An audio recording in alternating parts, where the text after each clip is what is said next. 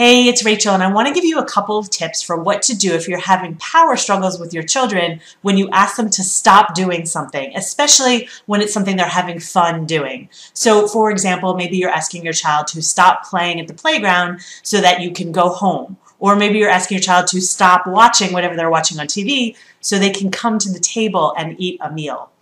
Often when kids are engaged in something fun, they're very resistant. And there's actually a reason they're so resistant. The human brain, once it's engaged, likes to stay engaged. Especially children are wired for stimulation. So when they're engaged with something stimulating, their brain really does resist that ending point. They really don't like it.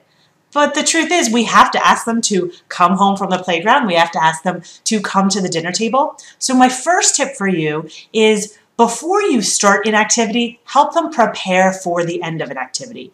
And don't use time as the marker of where the end is. Instead of using time, use something that's part of the activity. For example, if you're at the playground, don't say we're leaving in 15 minutes. Say we're leaving after you do the monkey bars and the slide and the swing. Let them know ahead of time what activities will indicate the end of your time there. Or with the TV show, it can be the same thing.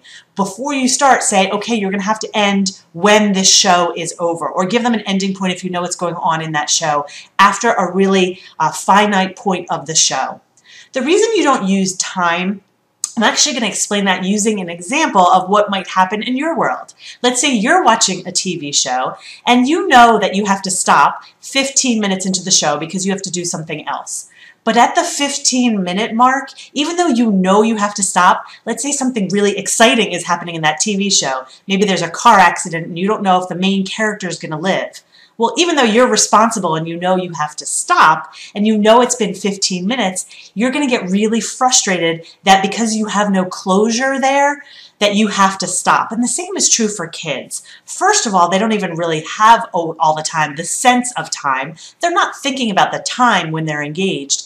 And if they're in the middle of something at that point, they're still going to get really frustrated and really resistant and defiant. But if they know ahead of time that there's going to be closure, it helps them a lot with that transition. So set them up, if possible, ahead of time using the activity itself as a closure mark.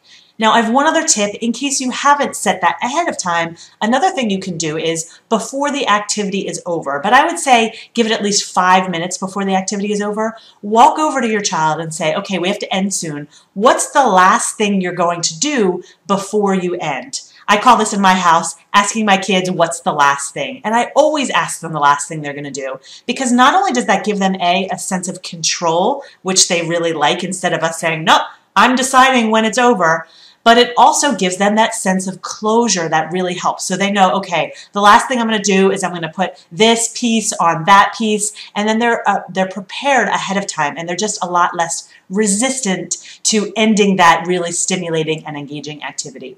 So I hope that gives you a couple of ideas of how to reduce the power struggles when it comes to asking your children to stop doing something that's really engaging. If you have any questions, always feel free to reach out to me at rachel@rachel-bailey.com. I'll see you next time.